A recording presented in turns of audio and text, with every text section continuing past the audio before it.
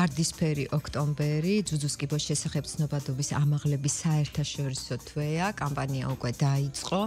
დღეს 12 საათზე თავისუფლების მოედანზე გაიმართა ჯაჭვი. ამ თემაზე ვისაუბრებთ სტუმართან ერთად თიკა აიწურაძე, ონკოსაზოგადოება ჰოუფის საბჭოს წევრია ჩვენთან. თიკა, მოგესალმებით, მადლობა რომ გვეწვიეთ. ვიცი რომ ძალიან დატვირთული გრაფიკი გაქვთ, თუმცა თემა იმდენად მნიშვნელოვანია, რომ რა თქმა უნდა ჩვენ უნდა ვისაუბროთ და არა მხოლოდ დღეს. ჩვენ ამაზე ვისაუბრებთ და კიდევ ვისაუბრებთ. მოდით უპირველეს ყოვლისა ჩვენს მსმენელს და მაყურებელს ვუთხრათ თუ რა მიზანს ემსახურება ვარდისფერი ოქტომბრის კამპანია. კიდევ ერთხელ მოგესალმებით და უღრმესი მადლობა, რა თქმა უნდა მოწვევისთვის, იმიტომ რომ თქვენი თანადგომა ძალიან მნიშვნელოვანია. რას ემსახურება? ცნობიერების ამაღლებას პირველ რიგში, მხარდაჭერას, რაც ასე მნიშვნელოვანია ონკოპაციენტებისთვის, ვინც ამ ეტაპზე გადის მკურნალობას და არა მარტო მათთვის, ასევე ოჯახის წევრებისთვისაც ძალიან მნიშვნელოვანია ამ თემის ჩაშლა და ზოგადად მეტი ინფორმაციის ქონა. რას ემსახურება? ყურადღების მიქცევა პირველ რიგში, რაც ასე მნიშვნელოვანია საზოგადოების მხრიდან, იმიტომ რომ კვლევებითაც არის დადასტურებული, რომ ნებისმიერი ონკოპაციენტის არ აქვს მნიშვნელობა კონკრეტულ დიაგნოზს, რომელი ორგანოს კიბო იქნება, მნიშვნელოვანია თანადგომა, საზოგადოების მხარდაჭერა, სახელმწიფო სტრუქტურების მხარდაჭერა, ჯანდაცვის სისტემის პირველ რიგში და რომ მათ არა მარტო იგრძნონ თავი დაცულად, არამედ იცხოვრონ ხარისხიანადაც. იმიტომ რომ ეს ძალიან მნიშვნელოვანია თვითონ მკურნალობის პროცესში. კი ბატონო, აი ძალიან საინტერესო თემას შეეხეთ, ხარისხიანად უნდა იცხოვრონ და რა თქმა უნდა, არ აქვს მნიშვნელობა ვინ იქნება ეს ონკოპაციენტი იქნება თუ სხვა მდგომარეობაში მყოფი ადამიანი. ჩვენ დღეს კონკრეტულად ონკოპაციენტებზე ვსაუბრობთ, თავარი არის ეს, თუმცა იმისთვის რომ ადამიანმა ხარისხიანად იცხოვროს, ამისთვის არის გასავლელი გზა. რა თქმა უნდა, რაც შეეხება პროგრამებს, რაც შეეხება ხელშეწყობას, ეს ერთი თემა, მაგრამ ძალიან მნიშვნელოვანია ფსიქოლოგიური მზაობა. დიახ, გეტყვით. თქვენ ხართ ადამიანი, რომელიც სწორედ ამ მიმართულებით მუშაობთ, იკვლევთ და აი ხა გვისმენენ ჩვენ მსმენელის და მაყურებლის ფართო აუდიტორია გვყავს და შეიძლება გვისმენენ ის ადამიანები, რომლებსაც აი ახლახანს დაუდგინდათ ეს დიაგნოზი, ხო?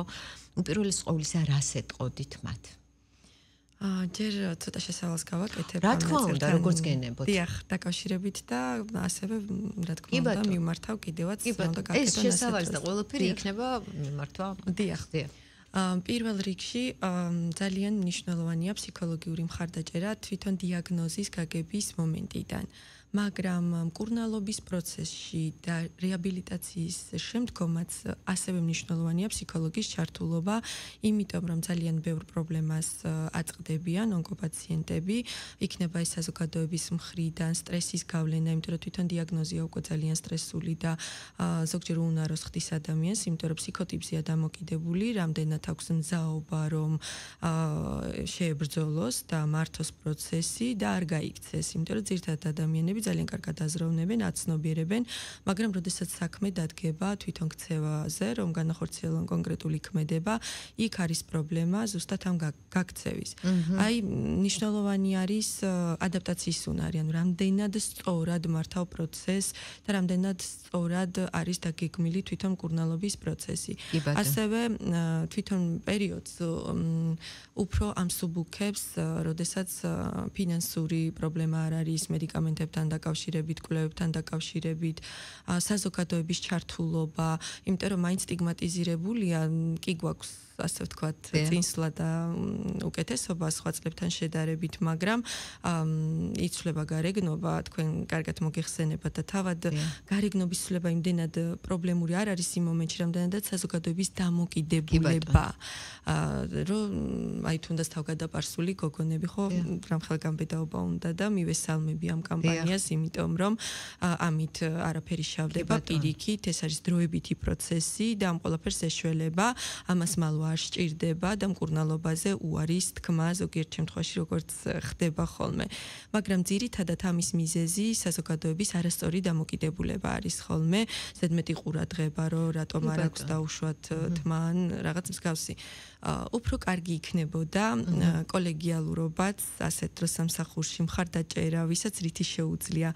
არ არის აუცილებელი ჯანდაცვის ექსპერტი ან წარმომადგენელი იყო, რომ მხოლოდ იქიდან შეუწყო ხელი ელემენტარული ჩვენს თანამშრომლებს, მეგობრებს, ნაცნობებს, აი როგორც თქვენ მაგალითად ყოველთვის გვერდში გვიდგახართ და აშუქებთ ნებისმიერ კამპანიას, ნებისმიერ საჭიროებაზე ხმამაღლა საუბრობთ, იზიარებთ ამ ყველაფერს, ეს არის ერთიანი პაკეტი, ასე ვთქვათ, ერთიანობა, რაც ქმნის ჯანმრთელობას, ფსიქიკურს, ფიზიოლოგიურს და რას ვეტყოდი, ვინც ეხლა გადის მკურნალობის გზას, იცით რა არის, ეს ყველაფერი არის დროებითი, უბრალოდ უნდა გაიარონ ეს გზა, მათი გასავლელია და ის ემოციებიც, რომელიც ამ ეტაპისთვის და პერიოდისთვის დამახასიათებელია, მიიღონ, მაგრამ დიდხანს ჩაიკეტებიან, რომ დეპრესიამდე არ მივიდნენ, იმიტომ რომ ის ემოციაც, ბრაზის, შიშის, ეს ბუნებრივი რეაქცია ადამიანის, იმიტომ რომ ამ ყველაფრის სათავე არის ძლიერი სტრესი. სტრესიდან მოდის შიში, შიშიდან შფოთვა,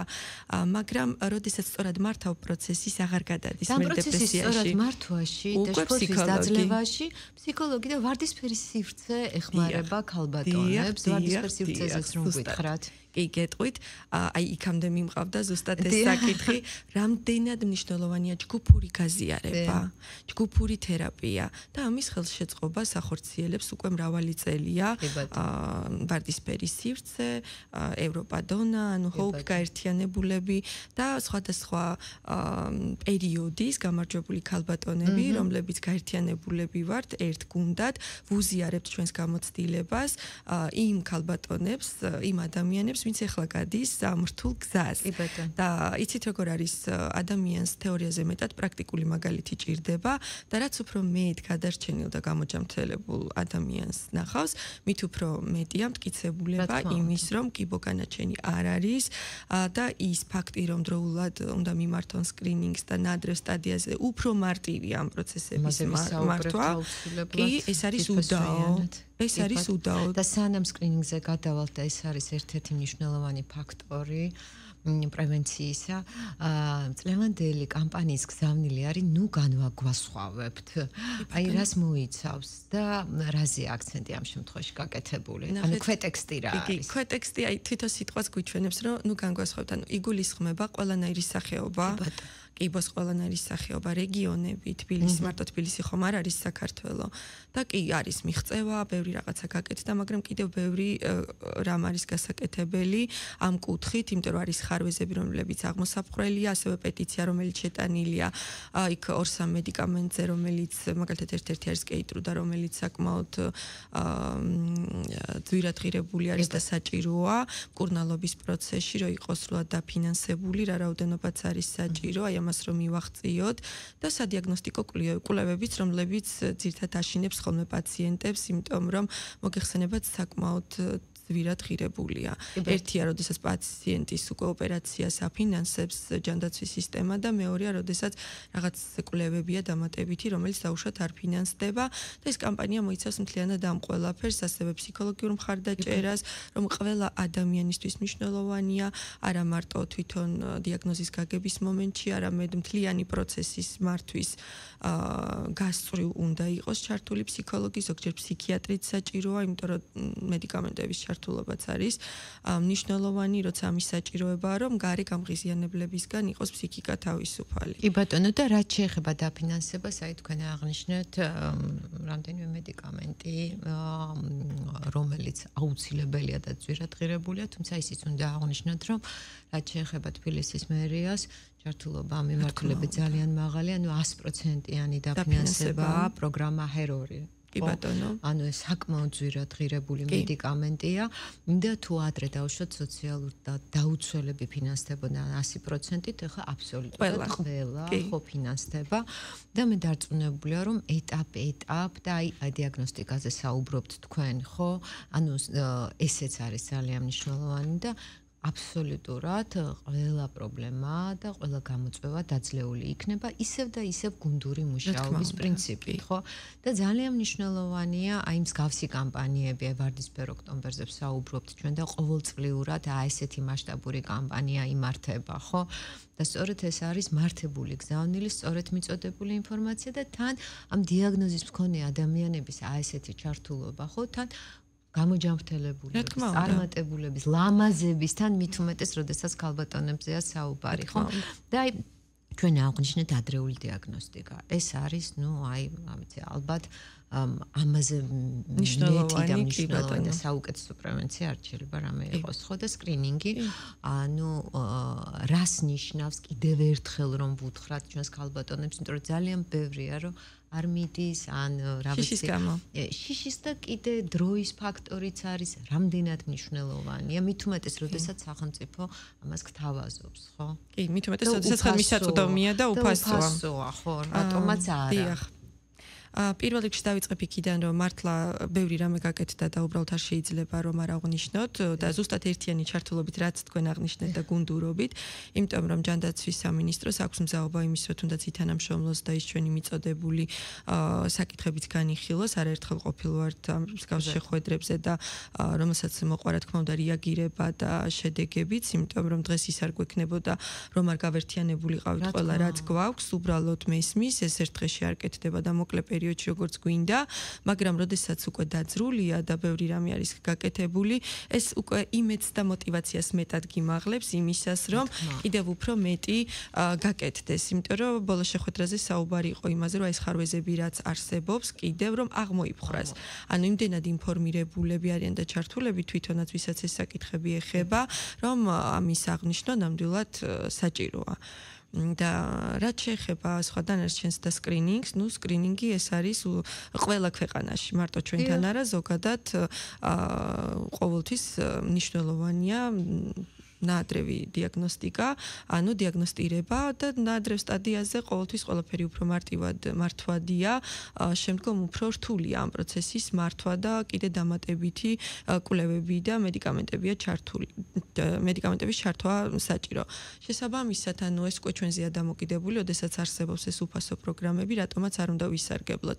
ვფიქრობ, რომ უფრო მეტი კამპანიები უნდა იყოს, ან როგორც ზოგიერთ ქვეყანაში, რომ სავალდებულოა ჩართულობა, ან უფრო კარგად მუშაობს, იმიტომ რომ რაც უფასოა, ადამიანი ფსიქოლოგიურად რაღაც უფრო სკეპტიკურად არის ხოლმე განწყობილი და ფიქრობს, რომ რადგანაც უფასო არ ვარგა, ამ დროს ძალიან მაღალი ხარისხია. კი, ხარისხიც მაღალია, თვითონ მომსახურებაც და აპარატურაც უბრალოდ. ანუ ეს ხარისხი მოიცავს ყველაფერს, ყველა კომპონენტს. კი, რა თქმა უნდა, უბრალოდ ჩვენთვის არის უფასო რომ მივიდეთ და გავესინჯოთ, მაგრამ აი იქ არ არის უფასო იგივე თანამშრომლებიც ენთუზიაზმზე არ მუშაობენ, დასაქმებულები არიან და სახელმწიფო უზრუნველყოფს ამ შემთხვევაში ამ ყველაფერს და იმიტოა უფასო და ალბათ ხშირად უნდა ვსაუბრობდეთ ამაზე, რას ნიშნავს უფასო და არა ის, რომ იქ ვიღაც მხოლოდ ენთუზიაზმზე მუშაობს და არ იცის დაუშვათ რა და როგორ გააკეთოს.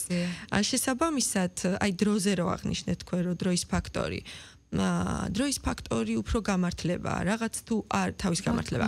გაქცევა, აი ზუსტად ეს ფსიქოლოგიური მომენტი, იმიტომ რომ თუ რაღაცაზე დრო არ გამონახე, იმდენად ჩართულები ვართ პროცესებში, აქტიური ცხოვრების წესი გვაქვს უმეტესობას, რომ ვერასდროს ვერ გამოვნახავთ ვერაფრისთვის დროს, თუ არ მოვინდომებთ. ამიტომ აი 15-20 წუთი თუ 1 საათი ვფიქრობ ჩვენი თავისთვის უნდა გამოვყოთ, იმიტომ რომ როდესაც ადამიანი არის ჯანმრთელი ფიზიკურად, ანუ მე ფსიქოლოგიური პროცესებიც მიმდინარეობს ჯანსაღად, აღარ არის დამატებითი ზეწოლა უკვე ფსიქიკაზე. აღარ არის შფოთის საფუძველი, იმიტომ რომ შესაძაც ცნობიერებ რომ ფიზიკურად კარგად ხარ და არანაირი სიმპტომი არ გაქვს, ხო? შესაბამისად ბევრად მშვიდი ხარ. და თუ გამოჩნდა სიმპტომი და თუ დროულად იქნა, ანუ ჩართული პროგრამაში და განკურნებული, არანაირი პრობლემა, მკურნალობის პროცესი დროულად დაიწყება. უმეტესობა 80-90% არის ხოლმე აი ნაადრევ სტადიაზე აღმოჩენილი დაავადებები, რომელიც სრულად იკურნება. პროცენტულობას თუ შევადარებთ, კი, ლეტალობაც არსებობს, მაგრამ წინა წლებთან და წინა პერიოდებთან შედარებით, მაგალითად გავიხსენებ 2014 წელს იყო მსოფლიო ფორუმი, სადაც ზუსტად სტატისტიკას აჯამებდნენ მთელი ქვეყნებიდან, როგორი სტატისტიკა იყო და როგორია დღეს. დღეს. ანუ ბევრად დიდი წინსვლა არის, რას გულისხმობ, ანუ შემცირდა დაავადების რაოდენობაც და ლეტალობაც, სიკვდილიანობა. იქიდან გამომდინარე, რომ ამან ნადრევმა სკრინინგმა, ზუსტად ჩართულობამ, საკუთარ თავზე ზრუნვამ, ანუ განაპირობა ის, რომ შემცირდა ეს დაავადება. პლუს აი სტიგმაზე რაც ვახსენე წეგან საზოგადოების მხრიდანაც, რომ ბევრია უკვე თანადგომაც, აი ეს ერთიანობა, აი ჩართულობა და მხარდაჭერა, ეს ადამიანები უფრო იმედიანად არიან და შესაბამისად აი აქაც ამ კუთხითაც წინ გადადგმული ნაბიჯები გვაქვს. და კიდევ ოჯახის წევრები მინდა ვახსენო, აუცილებლად რომლებიც ძალიან დიდ სტრესს გადიან ამ დროს, ზოგიერთ შემთხვევაში უფრო მეც, ვიდრე თვითონ პაციენტი. პაციენტი არის სხვა რამეზე იმ მომენტში გადართული, ის ფიქრობს როგორ გადარჩეს და არა მარტო იმაზე თუ როგორ გადარჩეს, არამედ გადარჩეს და იცხოვროს ხარისხიანად. და რაც თქვენ ახსენეთ ქალბატონებისთვის მნიშვნელოვანია, რომ კარგად გამოიყურებოდნენ, აი ეს ესთეტიკური მხარეც მედიცინის არ არის დასაძრახისი ასეთ დროს, რომ რაღაც სკეპტიკურად უყურებენ ამასაც, რა დროს ეგარი, რა დროს ეგარი, არა, ვისთვისაც მნიშვნელოვანია, ზუსტად დროულია. უბრალოდ არის პროცედურები, აქაც მინდა აღვნიშნო, რომ ყველაფრის გაკეთება არ შეიძლება და აუცილებლად გაიარონ კონსულტირება. არავისთვის არ შეიძლება. კი, მაგრამ ნახეთ, აი მაგალითად მოვიყვან ბიორევიტალიზაციას შემიძლია ამაზე ვისაუბრო და ვიტყვი რატო, იმიტომ რომ ექიმთან გავიარე ეს და რატო? ანუ ნახეთ, ეს ხო არის გადაქერცვლა უჯრედების, სადაც ამოდის ახალი უჯრედი. და შესაბამისად იმ ახალ უჯრედში რომელი ამოვა, არ ვიცით. ამიტომ უნდა გაიარონ. კი ბატონო, უკუჩვენება, მაგრამ არსებობს ისეთი პროცედურები, რომლებიც შეიძლება ამ პაციენტებისთვის ნებადართულია და შეუძლიათ მიმართონ იმისთვის, რომ დაუშვათ მიიღონ სიამოვნება, კარგად გამოიყურებოდნენ, თავდაჯერებულობა მოემატოთ. ანუ ყველაფერი ერთად მუშაობს კარგად. და ისე ვარდისფერ კამპანიას წლევანდელს მინდა მივუბრუნდე, არაერთი აქტივობა გაქვს დაგეგმილი, ანუ დღეს უკვე გაიმართა რაჭვი. და ყოველ წელს არის ძალიან ლამაზი სანახაობა, ვარდისფერი ბუშტები და მოკლედ რაღაცა იმდენად ხალისიანი და პოზიტივით სავსე. და თავად პაციენტები დგანან იქ, თავად ადამიანები, ვინც ამ მიმართულებით მუშაობენ და შემდეგ ეს გრძელდება. კამპანია გრძელდება და აი რა გაქვთ მაინც დაგეგმილი და იცით რა, მე ვფიქრობ ნებისმიერ თემაზე საუბრისას მნიშვნელოვანია ახალგაზრდების ინფორმირებულობა და ახალგაზრდების ჩართულობა. ამ მიმართულებით თუ გეგმავთ რამე აქტივობას? კი, სხვათა შორის იცით რა, ეს ძალიან ბევრი ახალგაზრდა სტუდენტი იმყოფებოდა ამ კამპანიაზე. დიახ, უკვე იყვნენ, მოსულებდა ძალიან გაგვეხარდა. რომ ასაკი არ არის უკვე რაღაც კონკრეტული, როგორც იყო ხოლმე, ხო, დაუშვათ.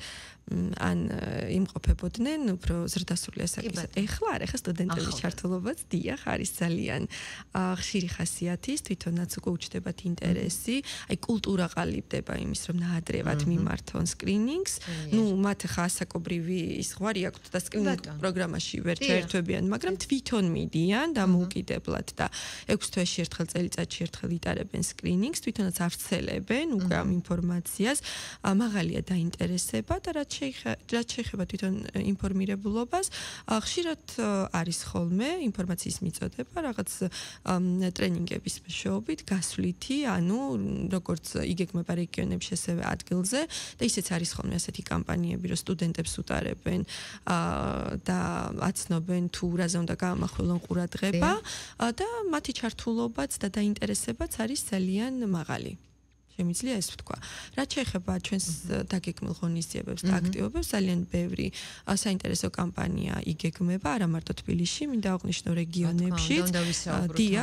დიახ და სადაც იქნება უფრო გამახვილებული ყურადღება ცნობიერების ამაღლებაზე, ფსიქორეაბილიტაციაზე, მხარდაჭერაზე და სკრინინგ პროგრამაში ჩართულობაზე, რომ ინფორმაცია გავრცელონ მაქსიმალურად, რომ უფრო მეტი ადამიანი გადარჩეს და დროულად განიკურნოს.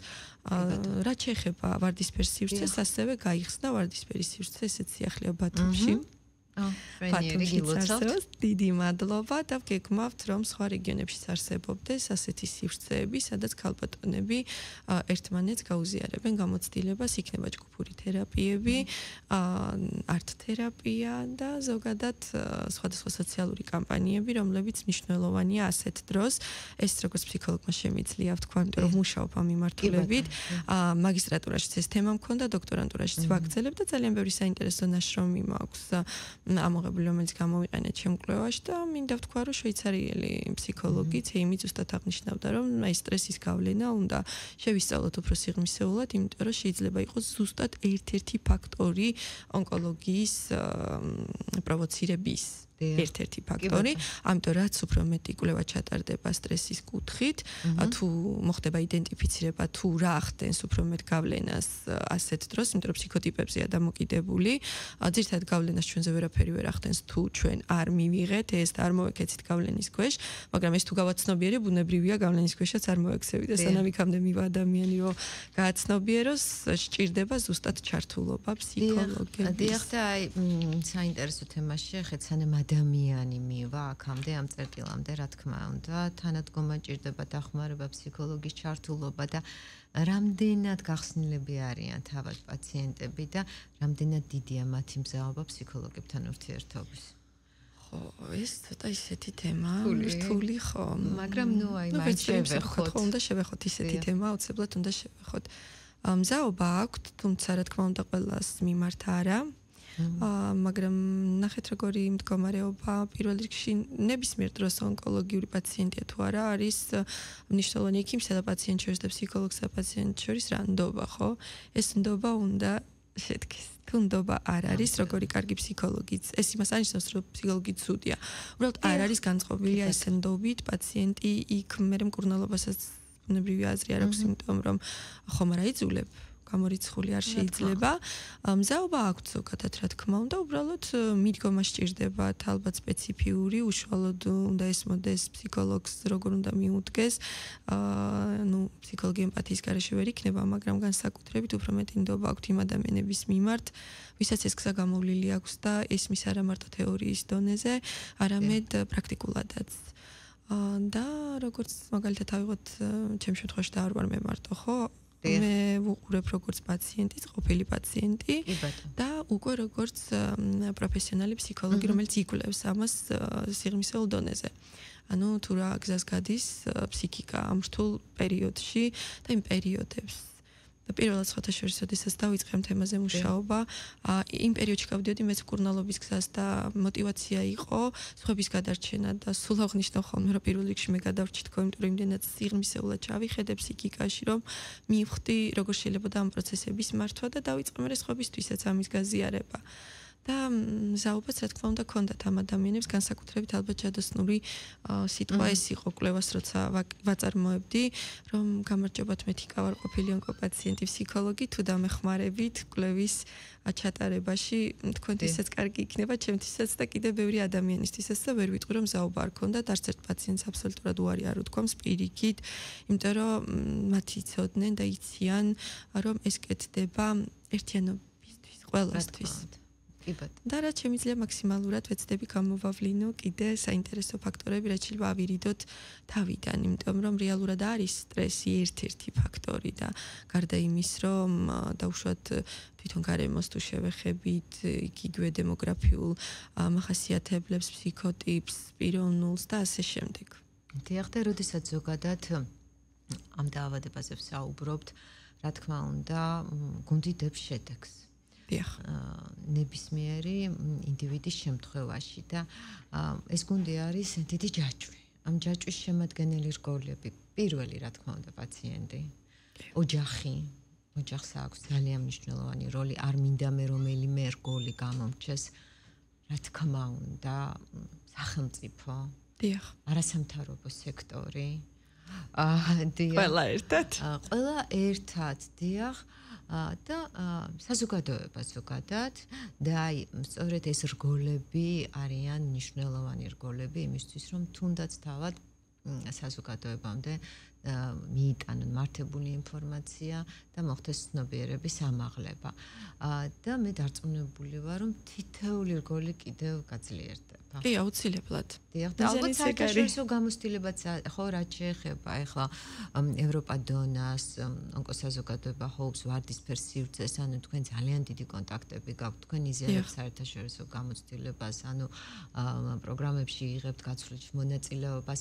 აქედან გამომდინარე, თქვენ ძალიან დიდი ცოდნა მოგაქვთ იქიდან და მე დარწმუნებულია, რომ იმათაც გარკვეული ჩვენი გამოცდილება მიაქვთ. და აი პარალელს თუ გაატარებდით, მაინც აი ესე და რომ შევაჯამოთ ეს ჩვენი საუბარი, რა იყო თუნდაც 5 წლის წინ, რა არის დღეს და რას ხედავთ მომავალში. 5 წლის შემდეგ ხო? იყოს თუნდაც 5 წლის შემდეგ. კი, აი ეს კონგრესები, რომელშიც ვიღებთ მონაწილეობას და იგივე ვორქშოპები ძალიან მნიშვნელოვანია, იმიტომ რომ პირველ რიგში ნახეთ ეს არის, როგორ ვთქვა, აი ხო არსებობს განათლების ტურიზმი, ელემენტარული, გაგაკ ინფორმაცია შენი ქვეყნის შესახებ, შენი პაციენტების შესახებ, მდგომარეობის შესახებ და ცდილობ ამ ვორქშოპების ზოგადად და კონგრესების მიზანი არის ეს გაზიარება, გუნდურობა, იქაც გუნდურობა, ხო? რომ ყველა ქვეყნის წარმომადგენლები, აბსოლუტურად სოფლიოს ყველა ქვეყნიდან ჩამოდიან ერთ სივრცეში იკრიბებიან, სხვადასხვა кейსების განხილვაც არის ხოლმე, იქვე ადგილზე თუ რაღაც ისეთი რთული кейსებია, რომ მე ყველამ თავის მოსაზრება გამოთქვას, იქნება ეს ფსიქოლოგიური კუთხით თუ იმიტომ რომ ხო ექიმებიც არიან ასეთ კონგრესებზე ერთდროულად პანელებად არის დაყოფილი და ძალიან საინტერესოა, იმიტომ რომ ყველას თავისებური მიდგომა აქვს და რაც უფრო მეტია გაზიარება, უფრო მეტ ინფორმაციას იღებ, აჯამებ, როგორც კონსილიუმი, ზუსტად ასე და მიდიხარ რაღაცა ისეთ დასკვნამდე, რომელიც შენი ქვეყნისთვის ხელმისაწვდომია, შენი პაციენტებისთვის ხელმისაწვდომია, იგივე ბიუჯეტის კუთხით იქნება თუ ცნობიერების კუთხით, იმიტომ რომ ახლა ჩვენთან შეიძლება რაღაცა კუთხით სტრესის დონე მაღალი იყოს, მაგრამ იგივე საკითხებთან მიმართებაში ევროპის რომელღაცა ქვეყანაში არ იყოს, ხო, ესეთი მაჩვენებელი, მაგრამ იქ რაზეც პირიქით მაღალი მაჩვენებელია, ჩვენთან დაბალი იყოს. ამიტომ ეს არის კიდე კროსკულტურული განსხვავებები, რაც ყოველთვის სხვაობას იძლევა. და ხა ტემპერამენტის ტიპიც იმიტომ ახსენეთ წეღან რომ ჩვენი ხასიათი ცოტა განსხვავდება კიდე ხო რაღაც ეს ემოციურობა რაც ზოგიერთ შემთხვევაში მკურნალობის პროცესშიც უშლის ხოლმე ხელს და ამიტომ არის ეს გაცვლითი პროგრამები მნიშვნელოვანი რაც უფრო დიდ კონტაქტებზე გადიხარ მეტი ინფორმაცია გაქვს და შემოგაქვს უკან აბრუნებ ამას შენ ქვეყანაში და აზიარებ მაქსიმალურად და იცნობენ უკვე ინტერესდებიან რომ ეს პატარა საქართველო ანუ აი ამდენი პაციენტი ჩადის ჩართული ესე იგი მიუხედავად იმის რომ არ ვართ ხომ დიდარი ქვეყნების სიაში ძალიან ბევრ რაღაცას ვახერხებთ აი ამ პირობებში და ჩვენი პაციენტებისთვისაც ეს ძალიან საინტერესოა საამაყოა იმიტომ რომ იქიდან ჩამოტანილი თითოეული ინფორმაცია მრავლდება ასჯერ აი 5 წლის წინ ძალიან ბევრი რამ კიდე პრობლემური იყო რაც დღეს აღარ არის პრობლემური და რა იქნება 5 წლის შემდეგ ვფიქრობ რომ აი ეს ჯანდაცვის ხაზი და დიაგნოსტიკა თუნდაც კვლევით ნაწილს გულისხმობ იქნება მთლიანად დაფინანსებული 100%-ით ყველანაირი კვლევა რეგიონებშიც თბილისშიც და უფრო შემსუბუქებული და ფსიქოლოგის ჩართულობაც რო იყოს. დიახ და აი როდესაც საუბრობდით ჯაჭვზე და რგოლზე სამედიცინო პერსონალი გამორჩა უნიშნელოვანესი რა თქმა უნდა და მათ ძალიან დიდი როლი მიუძღვით პაციენტის გამოჯანმრთელებასა და ზოგადად რაც შეეხება კიდევ ფსიქოლოგებს ცხოვრების ხარისხის ამაღლებაში, დახმარებაში, იმიტომ რომ როდესაც ადამიანს აქვს უკვე საკუთარი თავის რწმენა, ის მზად არის იმისთვის, მიმღეობა მაღალი აქვს და მზად არის რომ თუნდაც იცხოვროს, თუნდაც კი არა, აუცილებლად იცხოვროს სრულფასოვანი ცხოვრებით, მაგრამ აქამდე საჭიროა მისვლა. სწორედ აი გუნდზე როდესაც საუბრობთ, ხო, ძალიან მნიშვნელოვანია თითოეულის როლი. აი ეს ჯაჭვს შევატარებ როგორც ეს დნმ-ის რენემის ეს სტრუქტურაა ხო? აი ეს თუ დაირღვა ხო? ანუ ხო დისბალანსია უკვე. ანუ აიღოთ ენდოკრინული სისტემა, რაღაც ამოვარდა უკვე დისბალანსია, ის კორექტირდება, უკვე მუშაობა უნდა იმ სისუსტეზე. ხო და ზუსტად ეგ სისუსტეები იყო, რასაც ჭირდება უფრო მეტი ჩართულობა, ასე ვთქვათ, იმ ხარვეზების აღმოფხრა, რომ ამან დაიწყოს ისო ფუნქციონირება. ეს ჯაჭვი რო არ დაირღვეს, იმიტომ რომ აი თუ დაირღვა, ანუ ნახეთ ისევ ხელახლა გიწევს ამ ყველაფერზე მაქსიმალურად ზრუნვა, ჩართულობა, მაგრამ გაძლიერება ყოველთვის შეიძლება. მთავარია, რაც თქვენ აღნიშნეთ ძალიან კარგად, აი ეს ერთიანობა და მზაობა, მიმღებლობა, აი ამ ყველაფრის და თვითონ განწყობა, ხო, განწყობა რა არის, როდესაც მე მზად ვარ, განვახორციელო რაღაც კონკრეტული ქმედება. ეს რომ მაქვს უკვე შინაგანი მზაობა, ხო? ის ჩაჭვიც გამთლიანდება. იმიტომ რომ ხა იდეალური არაფერი არ არის ქვეყანას და ვერ გვექნება 100%-იანი გარანტია და შედეგები. ვერაფერზე, იმიტომ რომ ყოველთვის არის ხოლმე რაღაც ხო ალბათობა 5%-მდე, რაღაც ისე არ გამოვიდეს, მომენტებში გამოდის უფრო უკეთესადაც ვიდრე დაგეგმილი იყო. ამიტომ ვისურვებდი რომ აი 5 წლის მერე უფრო უკეთესი შედეგები გქონდეს, იმაზე უკეთესი რაც ჩვენ წარმოგვიდგენია და გათვლა გვაქვს დღეს და რომ უფრო მეტი სიმშვიდე ჰქონოდეთ ადამიანებს, იმიტომ რომ ესეც ერთ-ერთი დამატებითი შფოთვის წყაროა. რა თქმა უნდა, სამედიცინო პერსონალი, რაც თქვენ წეღან თქვით, მნიშვნელოვანია ყველაფერთან ერთად, იმიტომ რომ აქედან იწყება, ხო? ნდობაც არის აი პირველი მანდედან უნდა შედგეს ექიმსა და პაციენტ შორის ნდობა, რომ პაციენტი დათანხმდეს კურნალობას. მე უკვე ერთვება ფსიქოლოგიც, უკვე ის პროგრამაც მუშაობს ყველაფერს, იმიტომ რომ ექიმამდე თუ არ მივიდა, არ მოხდა ამის დიაგნოსტირება, მე ბუნებრივია შედეგამდეც ვერ მივალთ. და კიდევ ერთხელ ვიტყოდი, რომ ნუ გეშინიათ, მარტო არ ხართ მიმართავდი საზოგადოებას, ნუ მოგერიდებათ უფასო ფსიქორეაბილიტაციის პროგრამა გვაქვს ჩვენ, მხარდაჭერა და შეუძლიათ ნებისმიერ დროს მოგმართონ და თუ კი რამეზე შეგვიძლია ჩართულობა, გვერდში დგომა ყოველთვის დავუდგებით. ონკოსაზოგადოება ჰოუპსია საუბარი, დიახ, და ვარდისფერ სივრცეზე, რომელიც მდებარეობს პეკინის 10 ნომერში, უცვლელად ფუნქციონირებს უკვე ამდენი წლის განმავლობაში და ჩვენც რაც შეგვიძლია მაქსიმალურად ჩართულები ვართ პროცესებში და სხვათა შორის უფრო ვბევრდებით, ასე ვიტყოდი, გვემატება გოგონების რაოდენობა და ისინი არ არიან მხოლოდ გადარჩენილი და გამოჯამრთელებული პაციენტები, ისინი არიან მხარდამჭერები, კი და სხვადასხვა სოციალური კამპანიები უფრო და უფრო გახშირდა იმისთვის, რომ მათ იგრძნონ თავი უფრო საჭიროდ, ასე ვთქვათ, აი ეს თავდაჯერებულობა, რაც ახსენეთ, ზუსტად ეგ არის, რაც უფრო მეტ აქტივობაში იქნებიან ონკოპაციენტები ჩართულები, მით უფრო მარტივი იქნება დაძლევის გზაც. და თვითონ ის პერიოდიც. აღნიშნოთ, რომ კიბო განაჩენი ნამდვილად არ არის. ნამდვილად ასეა. ნამდვილად არ არის. ასე რომ ყველას ვუსურვებ ჯანმრთელობას, რამეს ხომ არ დაამატებდით? ერთს დავამატებდი, სხვათა შორის, იმიტომ რომ ხო უყვართ ეს სამეცნიერო კვლევი, როდესაც არის და დადასტურებული ზოგადად, მოვიყვანდი მაგის მოდალიც, რომ აკვირდებოდნენ, რამდენად მნიშვნელოვანი იყო ძუძუს კიბოს პაციენტებზე, სხვათა შორის ეს კვლევა გაკეთებული. ერთი წლის განმავლობაში თვითონ ეს ფლიანად ექიმის კურნალობა, ანუ ფსიქოლოგის ჩართულობა, მოწესრიგებული, აი ეს ყველაფერი ფინანსური ნაწილი და მინდა ვთქვა, რომ შედეგები იყო ძალიან კარგი, რომ ეს ყველაფერი ერთად მუშაობს, ძალიან კარგად ეს ჩაჭვის შემთხვევაში, რაც აღნიშნეთ და 100%-იანი შედეგებით, გამოჩამთელებული შედეგებით სრულდება.